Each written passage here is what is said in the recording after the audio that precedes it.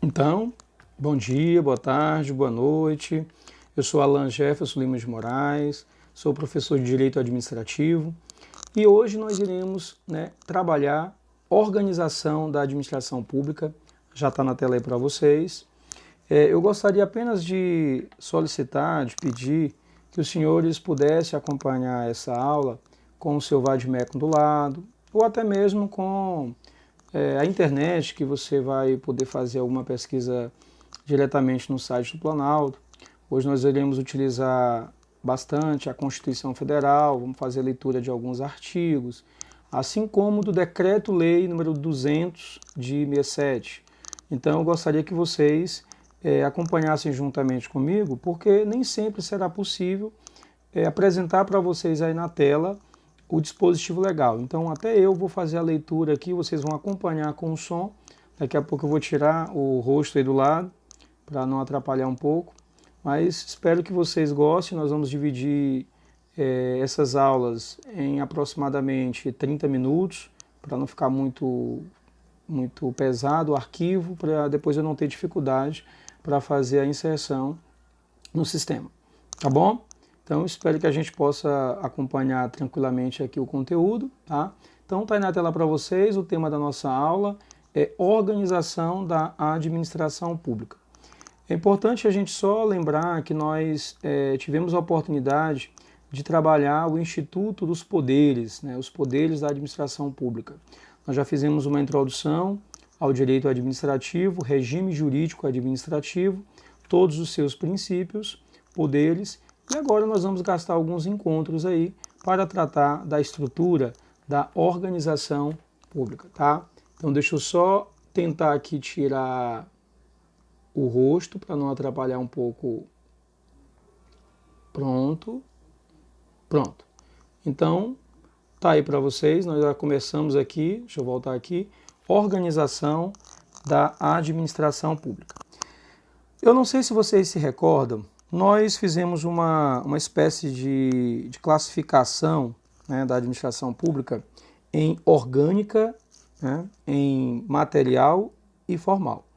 E aí eu lembro que na oportunidade nós abordamos que a organização da administração pública em seu sentido material seria aí o estudo das pessoas, das entidades, dos órgãos que de alguma forma desempenham a função administrativa.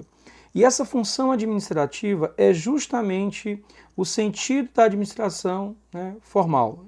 Do ponto de vista formal, o sentido formal, segundo o professor José dos Santos Carvalho Filho, aí, a função administrativa é a administração pública no seu sentido formal. Tá? Então, nós iremos estudar a partir de agora todos os órgãos que compõem a estrutura da administração pública. Tá? Então vamos começar aí, tá aí na tela para vocês. Nós vamos aqui trabalhar aí o que seria essa organização administrativa.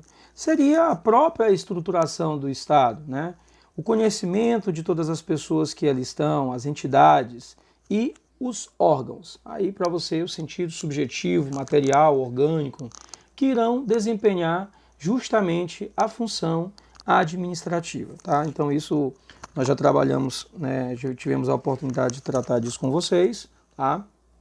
E aí tá aí para vocês um pouquinho, nós tentamos organizar aí de forma bem organizada, para que vocês possam entender aí, a estrutura da administração pública, tá?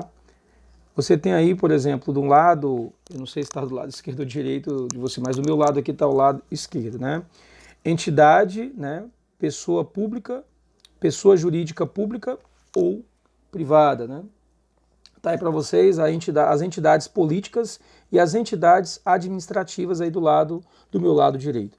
Então, quais são as entidades políticas? As entidades políticas são justamente aquelas que possuem autonomia política, que possuem o poder legiferante, o poder de autogoverno, que são justamente as funções dos poderes. Você tem aí a União, os estados, o Distrito Federal e os municípios. Então, esses entes aí possuem autonomia política, possuem o poder legiferante e também ostentam a característica de autogoverno. são chamadas de entidades políticas. E você vai encontrar na própria Constituição Federal a disposição a respeito da União, dos estados e dos municípios, tá? Logo abaixo você tem aí as entidades administrativas, né? A entidade administrativa. Talvez, além da disposição na Constituição Federal, uma outra diferença marcante entre a entidade administrativa e a entidade política é justamente a autonomia política.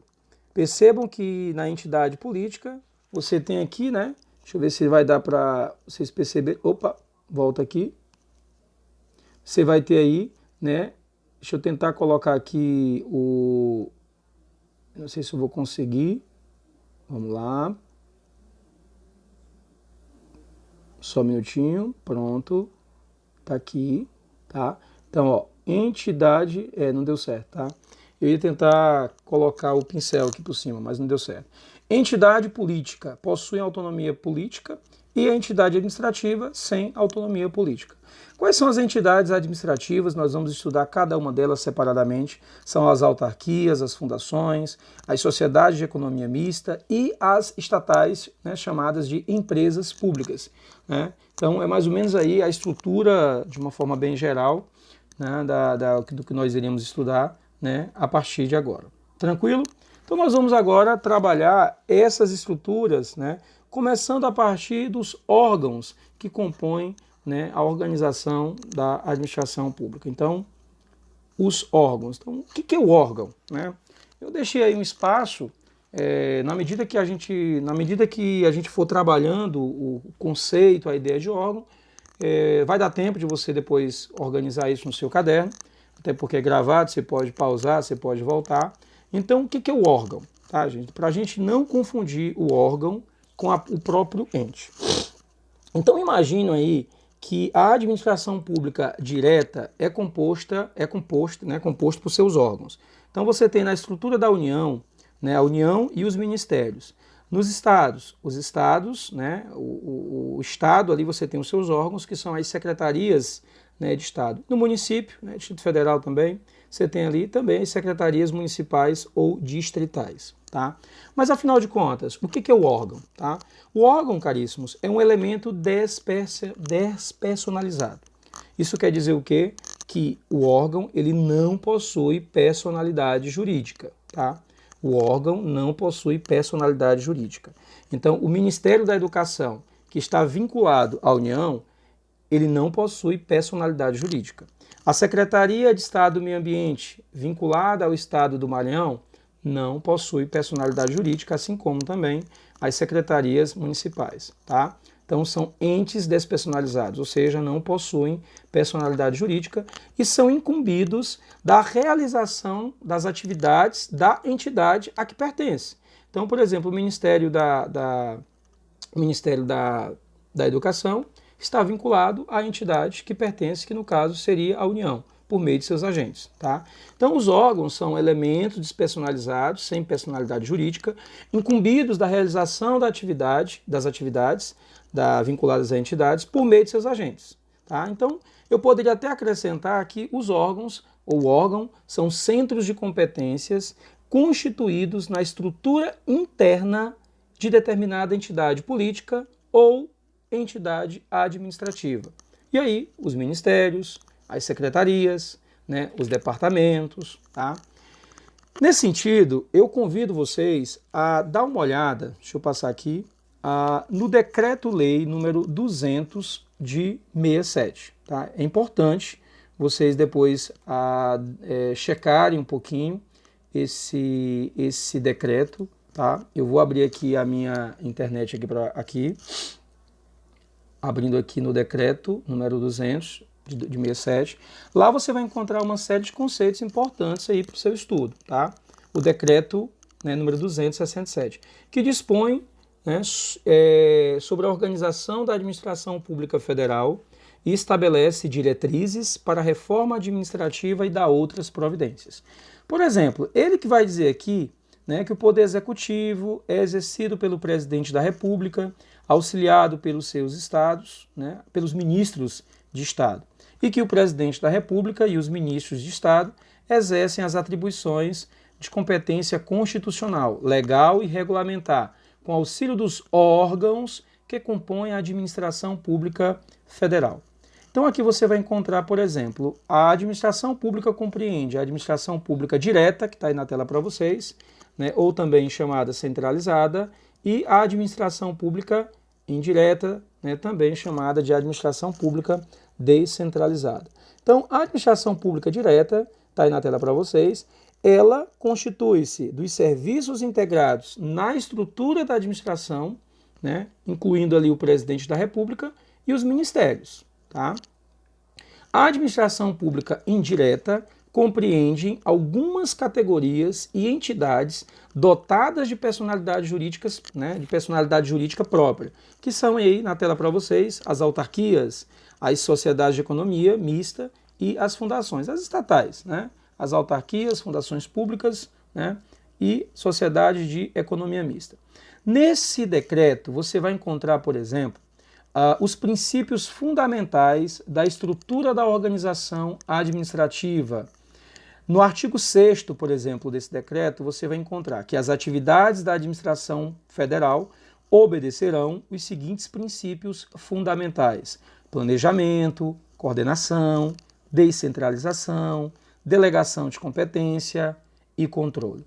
Aí você vai encontrar ali, né, os princípios básicos, os princípios fundamentais, a questão da descentralização, né, que é a execução descentralizada de algumas atividades que pertencem ali ao ente administrativo. Você vai encontrar ali, por exemplo, a questão da delegação de competência, a questão do controle, do planejamento, da supervisão ministerial, tá? Entre outros, né, conceitos importantes. Tá? Então eu queria que vocês depois dessem uma olhada, pelo menos nos primeiros artigos desse decreto, que vai auxiliar bastante, pelo menos na compreensão, na ideia de alguns conceitos. Então está aí na tela para vocês. A administração pública direta, indireta, administração pública direta ou centralizada, né, são aquelas pessoas que possuem, os entes, né, que possuem capacidade política, e a administrativa. Né.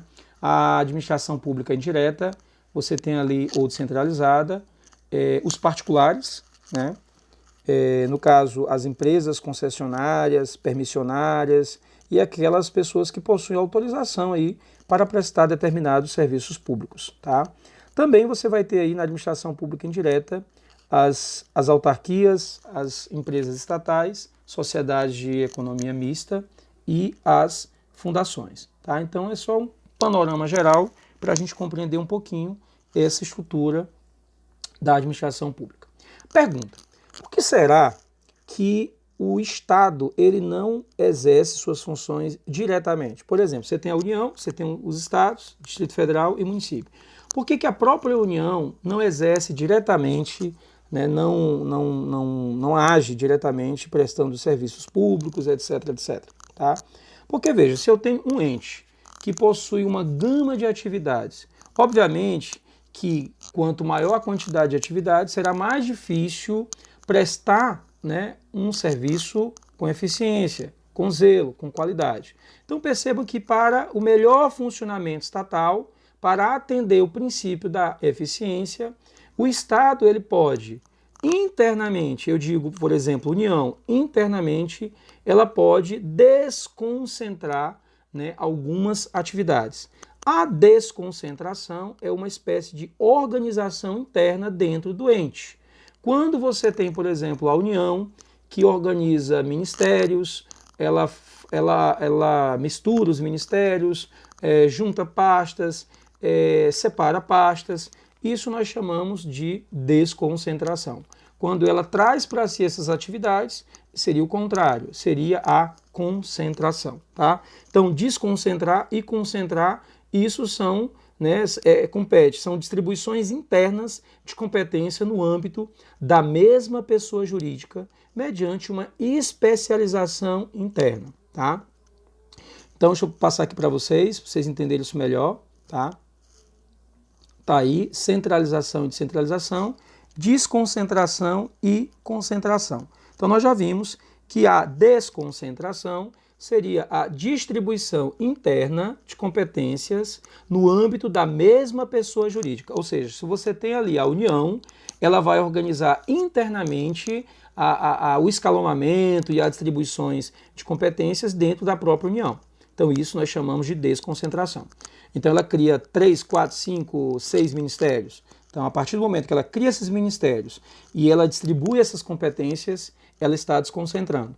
Quando ela traz para si essas competências, ela está concentrando, né? Então isso seria aí o contraponto entre a desconcentração e a concentração. O que seria a centralização e a descentralização?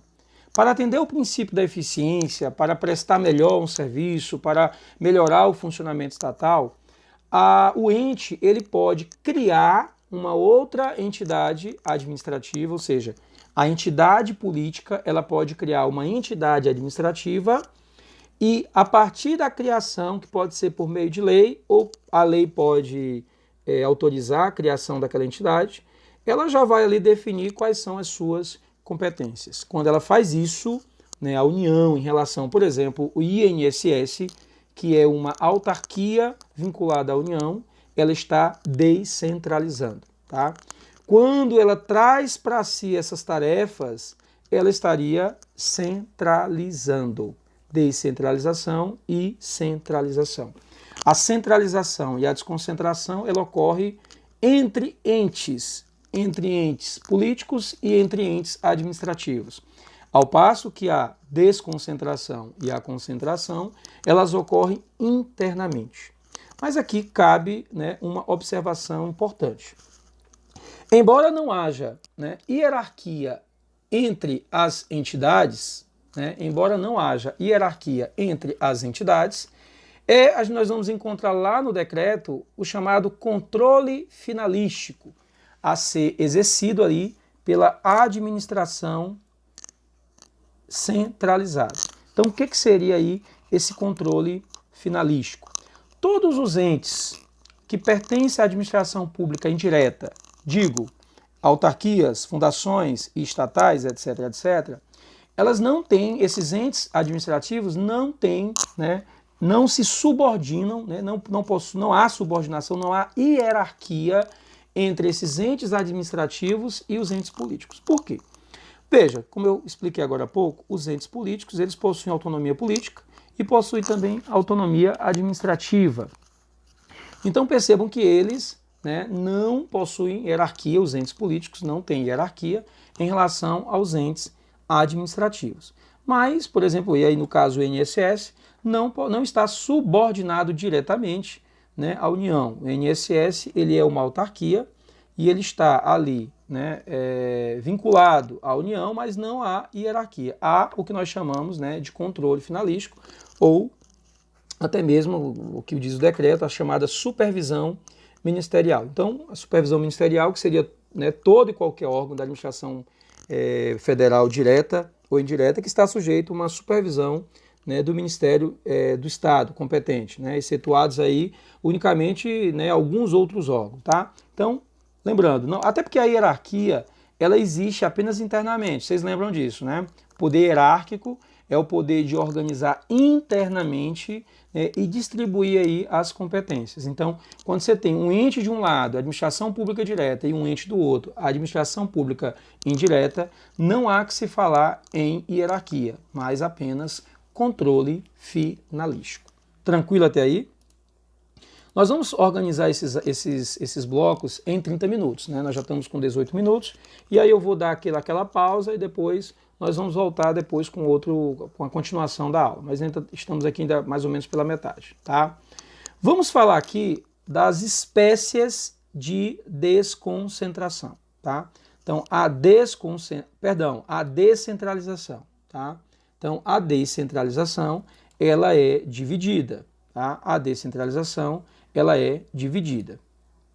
Então, o que é a descentralização? A descentralização é o seguinte: o Estado ele distribui algumas de suas competências e atribuições para outras pessoas físicas ou jurídicas. Pressupõe, no mínimo, óbvio, 2 pessoas. No caso, a União, né? o Estado, União, Estados, DF e municípios, e a outra pessoa seria a pessoa física ou jurídica que irá executar aquele serviço. Tá? Só que a descentralização, ela pode ocorrer de duas formas. Está aí na tela para vocês. Ela pode ocorrer mediante a descentralização, né, funcional, chamado de outorga, e a descentralização também pode ocorrer por meio de delegação, ou chamada de descentralização por colaboração. O que seria aí a descentralização por outorga? Na descentralização por outorga, há uma transferência da titularidade e execução do serviço público à pessoa jurídica de direito público diversa do Estado. Por exemplo, as autarquias, fundações públicas, por meio de lei específica, que cria e já transfere a atividade, permanecendo o Estado como responsável subsidiário.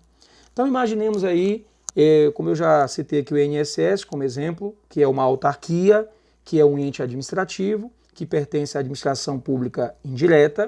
Então, a União, ela cria por meio de lei o INSS, transfere a titularidade e execução daquele serviço, né, de fazer a gestão dos benefícios previdenciários para aquela autarquia, né, e isso é feito por meio de uma lei específica. E a própria lei, ela já vai transferir a atividade, só que aí no caso a União, o Estado, vai permanecer apenas como, né, responsável subsidiário. Esse tipo de descentralização é chamado de outorga, tá? E ainda existe a chamada descentralização, né, descentralização por delegação. É chamado também pela doutrina de descentralização por delegação. Nesse caso, apenas a execução do serviço é transferida para particulares. Particulares são aqueles que não estão dentro ali da estrutura da administração pública, né? Mas esses particulares, eles vão prestar serviço por meio de contratos, né? Ou a entes da administração pública indireta, né, por meio de lei, regidas aí por meio de direito privado. Tentar explicar melhor. Dentro da administração pública indireta, você tem lá as autarquias, as fundações públicas, né, que são entes administrativos, né, com personalidade de direito público. E tem as estatais, né, personalidade jurídica de direito privado. Tá aí, regidas por meio de direito privado.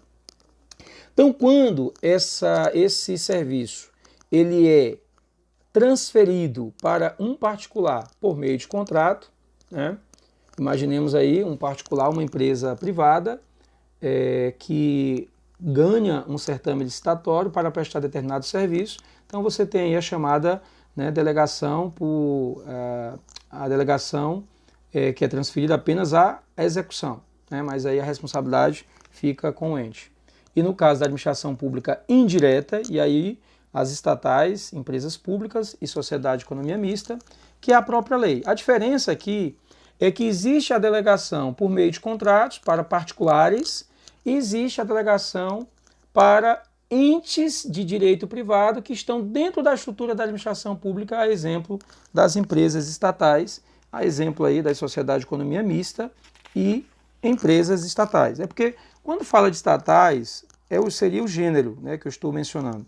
E nesse caso, gênero do qual são espécies as empresas estatais propriamente ditas e a sociedade de economia mista. Tá? Então, atentem-se aí para esses dois tipos aí de descentralização. Tá? Então, seguindo aqui, o que seria a administração pública direta ou centralizada? Você tem aí que a administração pública direta ou centralizada, ela é constituída pelo conjunto de órgãos que integram as pessoas políticas do Estado, no caso, União, Estados, Distrito Federal e municípios, os quais foi atribuída a competência para o exercício de atividades administrativas de forma centralizada. Tá? Então, é a próprio ente que vai ali prestar o serviço, é a própria União que vai prestar o serviço, é o próprio município que vai prestar o serviço, né, através ali dos seus órgãos. Imagine um município, você tem aí a Secretaria de Urbanismo, Secretaria de Obras, então ela mesma com os servidores que estão vinculados ao município vai lá, por exemplo, vai construir uma ponte. Então é a própria administração pública, né, de forma centralizada, é ela que está fazendo isso, o próprio ente político, Estado, União, Distrito Federal e municípios que estão ali prestando serviço diretamente. Por isso que chama isso de centralização. Vamos estudar algumas características básicas, né? A administração pública direta, a administração pública é ao mesmo tempo titular e executora do serviço público. Acho que é interessante mencionar isso, porque quando você tem a administração pública centralizada, quando você vai delegar isso, o titular também pode ser transferido, a titularidade e às vezes só a execução. Nesse caso, tanto a execução quanto a titularidade, ela vai ficar ali, né, na administração pública direta, também chamada de centralizada. Tá? Bem, quais são as principais características da administração pública centralizada?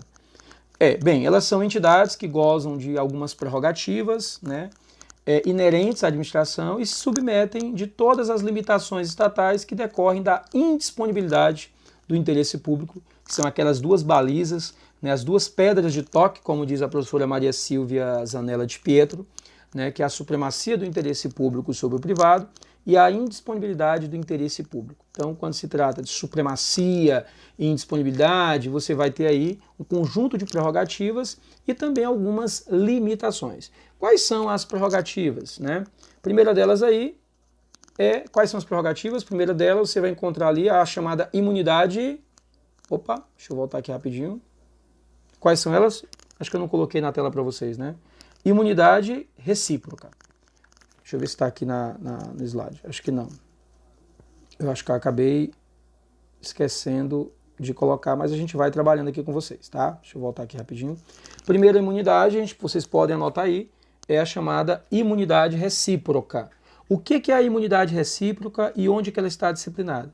Ela está disciplinada na Constituição Federal, no artigo 150, inciso 6º, a linha A, tá? Então vocês podem acompanhar a leitura comigo aqui, tá? No artigo 50, inciso 6º, a linha A. Sem prejuízo de outras garantias asseguradas ao contribuinte, é vedado, ou seja, é proibido à União, aos estados, ao Distrito Federal e aos municípios, instituir impostos sobre patrimônio, renda ou serviços uns dos outros. Então, isso é imunidade tributária recíproca, né? Isto é imunidade recíproca tributária, ou seja, a União não pode instituir um imposto sobre o Estado, que também não pode instituir um imposto sobre a União e vice-versa, tá? Então isso é a primeira prerrogativa. Segunda prerrogativa é que todas as entidades aí, elas se submetem à chamada regra do concurso público, que está disciplinada no artigo 37, inciso 2º da Constituição Federal. A administração pública, direta e indireta, de qualquer dos poderes da União, dos Estados, do Distrito Federal e dos municípios, obedecerá aos princípios da legalidade, impessoalidade, moralidade, publicidade e eficiência, e também o seguinte, né, ressalvados os casos, a investidura em cargo ou emprego público depende de aprovação em concurso público de provas ou de provas e títulos, de acordo com a complexidade do cargo ou emprego na forma prevista em lei, ressalvadas as nomeações para cargo em comissão, declarado em lei de livre nomeação e exoneração. Acabei de ler aqui o artigo 37, inciso 2º da Constituição Federal. A outra prerrogativa ou limitação seria a obrigatoriedade de realizar licitação.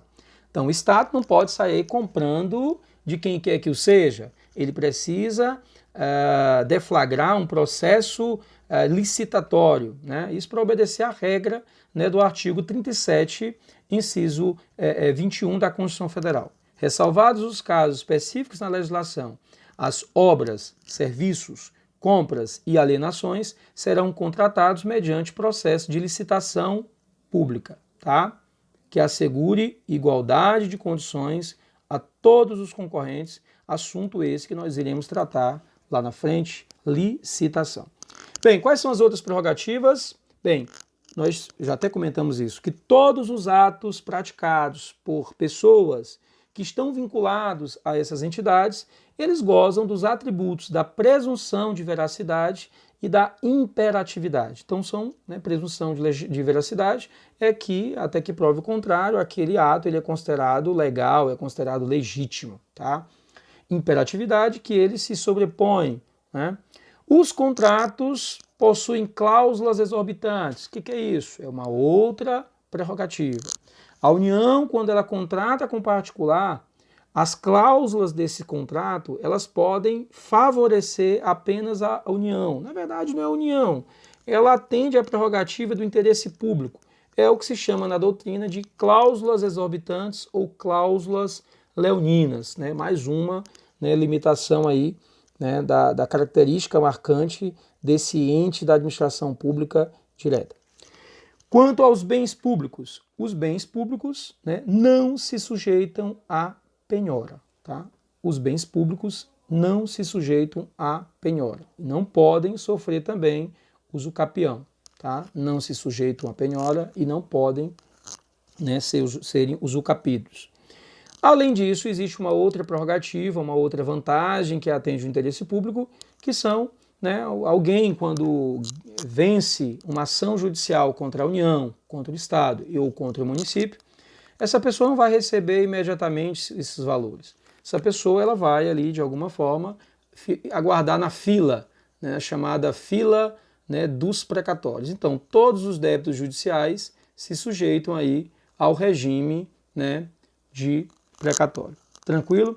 Nós vamos dar uma paradinha aqui rápida e depois nós vamos continuar ainda trabalhando sobre a classificação, a estrutura, falando também um pouquinho da chamada teoria dos órgãos. Nesse momento, nós trabalhamos agora uma estrutura geral a respeito da administração pública direta, administração pública indireta, quais são as suas principais prerrogativas, limitações. E nós vimos também o que é que significa concentração, desconcentração, estamos trabalhando a centralização e depois nós iremos trabalhar um pouco mais de acuidade ali, o Instituto da Descentralização. Tá bom? Vamos fazer uma pausa rapidinho e a gente volta daqui a pouco para dar continuidade ao assunto estrutura da administração pública. Tá bom?